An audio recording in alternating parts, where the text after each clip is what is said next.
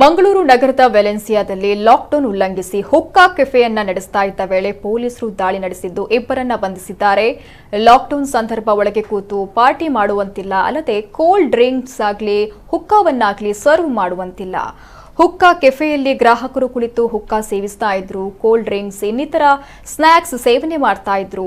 ಈ ಬಗ್ಗೆ ಖಚಿತ ಮಾಹಿತಿ ಪಡೆದು ಪಾಂಡೇಶ್ವರ ಪೊಲೀಸರು ದಾಳಿ ನಡೆಸಿದ್ದು 17 ಮಂದಿಯ ವಿರುದ್ಧ ಲಾಕ್ಡೌನ್ ನಿಯಮ ಉಲ್ಲಂಘಿಸಿದ ಬಗ್ಗೆ ಕೇಸನ್ನ ದಾಖಲು ಮಾಡಲಾಗಿದೆ.